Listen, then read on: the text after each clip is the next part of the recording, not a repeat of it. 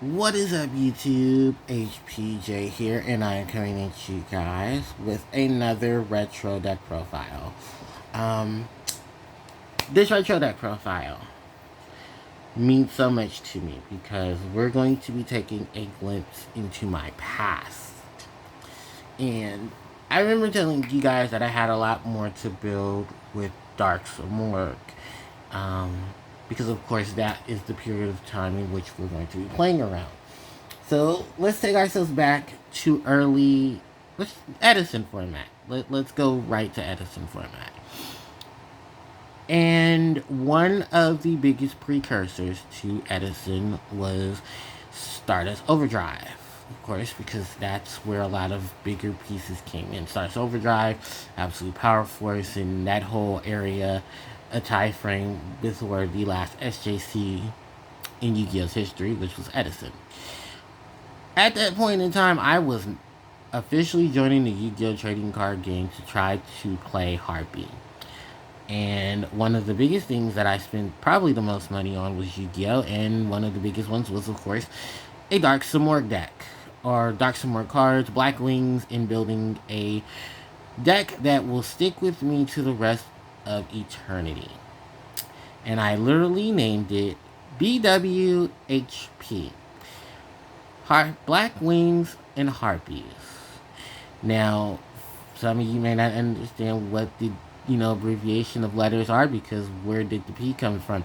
At the point in time, I just abbreviated Heart and P because I thought it would just look better. Some people said I should have just said H and L, so BWHL.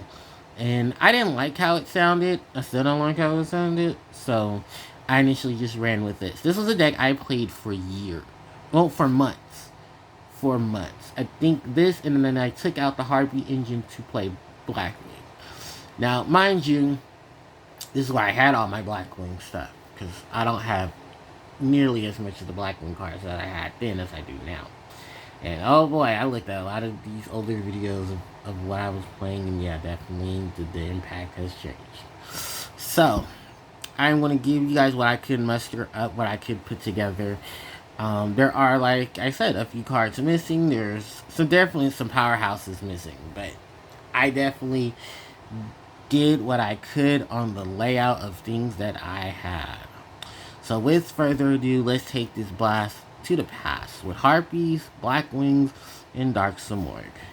Alright, so starting off, of course, is going to be 2 copies of the main monster himself, Dark Simorgh. Now, for the wind attribute, for the Harpie engine, we'll have triple copies of Harpie Queen and triple copies of Harpie Lady 1.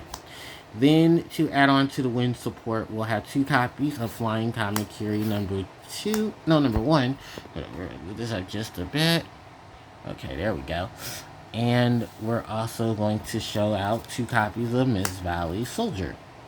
For the Blackwings engine, 2 copies of Blackwing, Shura the Blue Flame, 2 copies of Bora the Spear, 2 copies of Blizzard the Far North, and 1 copy of Blackwing, Gale the Whirlwind. So yeah, that is the BW and the HP.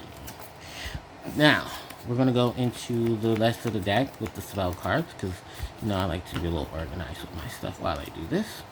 Alright, so that was the monsters. We're now going to go into the spells with 2 copies of Elegant Egotist, 2 copies of Harpie's Hunting Ground, 2 copies of Black Whirlwind, 2 copies of Swallow's Nest, 1 Lightning Vortex, 1 Pyre Avarice, 1 Burial from a Different Dimension, 1 Foolish Burial, and 1 Mystical Safe Typhoon. Then, for the trap cards, 2 Hysteric Party, 2 Anti-Spell Fragrance, 2 Icarus Attack, 1 Call the Haunted, and 1 Mirror Force. Alright, so that was it for the main deck. That is a total of 40. For the extra deck, 1 Chimera Tech Fortress Dragon, 2 copies of Allied Justice Catastor. I'll explain why. Then 3 copies of Blackwing Armwing, 1 Bryanek, Dragon of the Ice Barrier, one copy of Gaia Knight, the Force of the Earth, one copy of Psychic Life Transfer, one copy of Black Rose Dragon, one copy of Arcanite Magician, one copy of Ancient Fairy, one Colossal, one Stardust, and one Thought Ruler.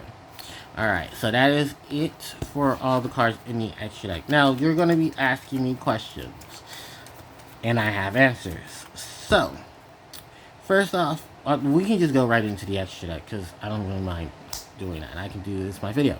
So, this extra version of Allied Justice Catastor. Actually, let's just go put it in here. Why are there 2 copies of Allied Justice Catastor? Side deck, Mind Control, Brain Control.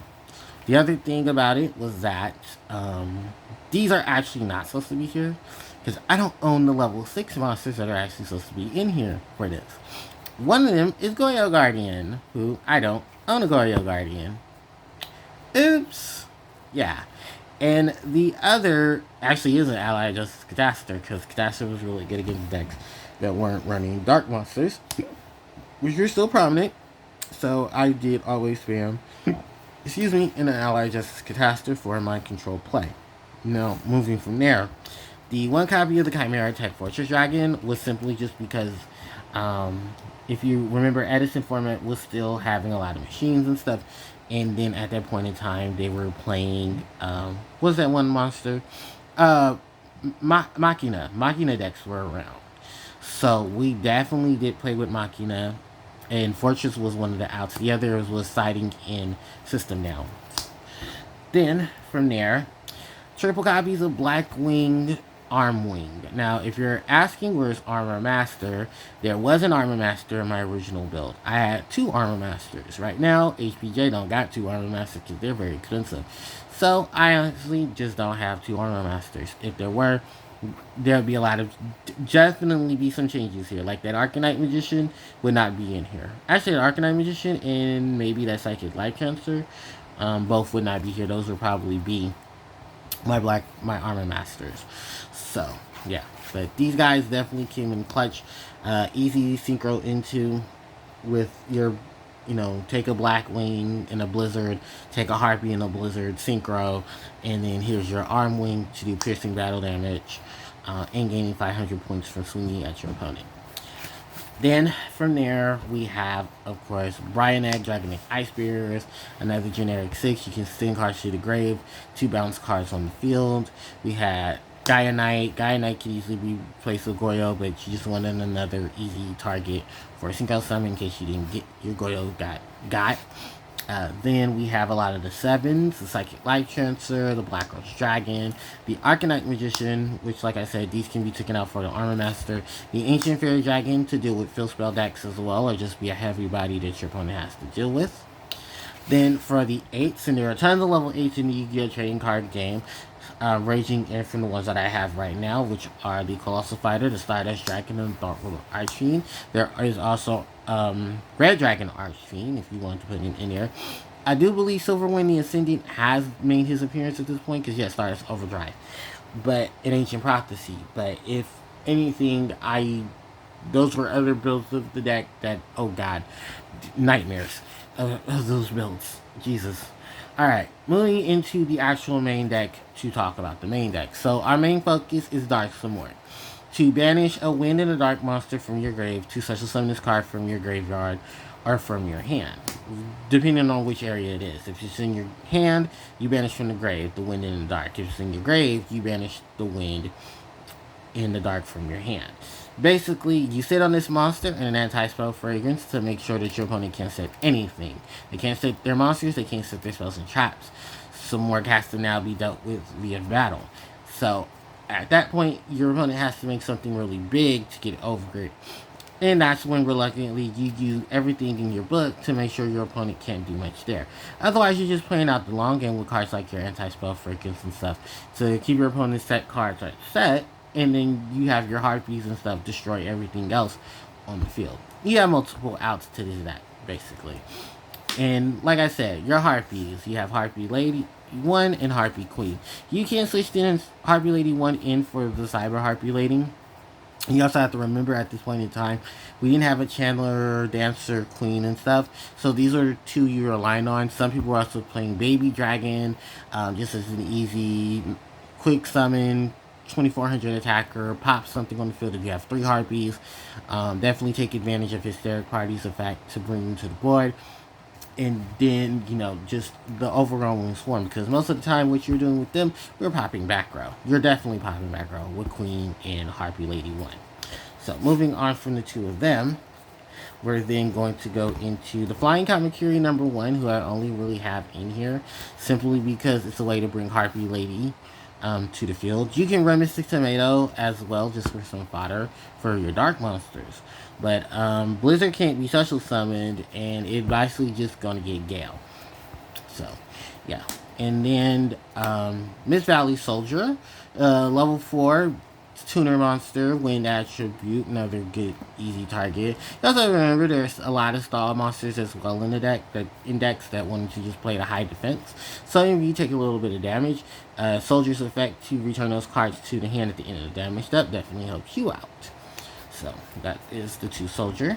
We have, of course, now the Blackwings. We have the copies of Shura, Bora, Blizzard, and Gale.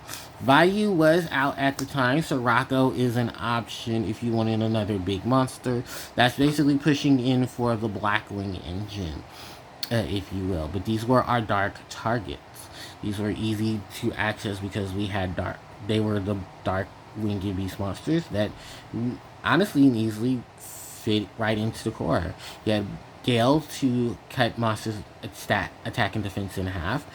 Blizzard to special summon your Blackwings from the grave. Bora to special summon itself from the hand if you controlled another Blackwing and inflicts piercing battle damage. And you had Shura, who can bring out a Blackwing from the deck.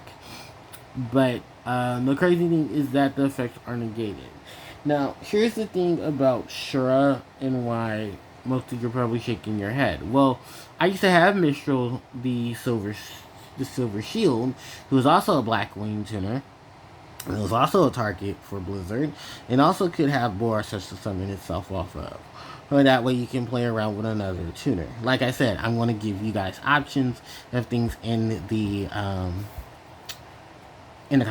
comments, so that way you guys can know exactly full other things that could be put in here. But yeah, like I said, this was a lot of stuff I definitely put into the deck. And also you have to remember, Black Whirlwind is a card, so you can easily pick up some of your Blackwing monsters thanks to that. So, alright, that is it for all of the monsters in the main deck. Now we're going to go ahead and move on into the spells. And the spell lineup is pretty simple itself. So we have Elegant Incutus to special summon Harpie Ladies to the board from the deck. Sisters, if you're playing Sisters in the build. Then we have the one copy of Harpie's Hunting Ground. No, the two copies of Harpie's Hunting Ground, so that all your winged beasts have 200 attack and 200 more attack and defense. This also affects Black Whirlwind Search for Shura and Bora in case they get normal summon, so that you can pick up some of the smaller guys as well, or even copies of themselves. Then, speaking of which, we do have the Black Whirlwind. Easy launch out staples and stuff. But yeah, this is your Harpie cards. These are your Blackwings. Swallow's Nest. Switch out a Blackwing for a Harpie. You can switch out so you can blow up cards on the field, or switch out a Harpie for a Blackwing and set up for the synchro plays. The one Lightning Vortex to discard to set up for some work and then blow up cards on the field. The one Pot of Avarice to retrieve cards in the graveyard to put them back into the deck to draw. The Burial from a Different Dimension to bring back any monsters that were banished. To basically set up for your Simorgh plays. Your Foolish Burial to send Simorgh to the graveyard so that you can set up for its special summon. The MST is here for removal, but also remember you have Heavy Storm, Giant Trunade that were all still legal at this point as well. But Harpies had their hunting grounds, so you didn't really have to rely too much on Trunade or Heavy. So, alright, that is it for the spells. And then we move on into the trap cards. So we have the double Hysteric Party to focus on the Harpies. We have, easy access to social summoning our Harpie monsters. Why not go if you want to just flesh out the board? The anti-spell fragrance, combos with Dark Simorgh, combos with Harpie's hunting ground, forcing your opponent to set the spells, and then being able to blow them up once the Dark Simorgh hits the floor. That's it. Your opponent just can't set anything.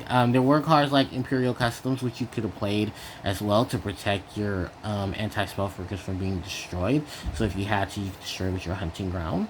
The Icarus attack, because everybody in this deck is Winged Beast, so it's another out to getting rid of cards. Call of the Hynit to bring monsters back, and Mirror Force to deal with massive threat. Torrential Tribute and stuff like that are also other options. And those are things that you can easily put into the deck. Like I said, I had to really figure out what I ran in this deck overall to just fit in its pieces. The overall conjunction is that, yes, this deck did focus on Dark Simorgh. While it is the most unorthodox thing I've ever created in my entire life, and trust me, I've created some weird unorthodox shit, I do have to say I learned from my mistakes, and I definitely did focus in on more things later on in my Yu-Gi-Oh career. With that said and done, ladies and gentlemen, this is going to wrap up my variation of Dark Simorgh, Harpies, and Blackwings for my retro deck profile. Now, if there's any questions, you can leave them in the comment section below, and I will be free to answer them. Don't forget to like, comment, share, and subscribe to the channel, because it'll help me out tremendously. You hit the notification bell to be informed of when I do upload more content to the channel. I have social media links in which you guys can interact with me on social media sites other than YouTube. And we'll also make sure to leave the playlist together so you guys can see various decks and stuff that I've created for the Retro Deck Profile series. With that said and done, thanks everyone for watching. I really do appreciate it. And I will catch you all next time. HPJ, signing out.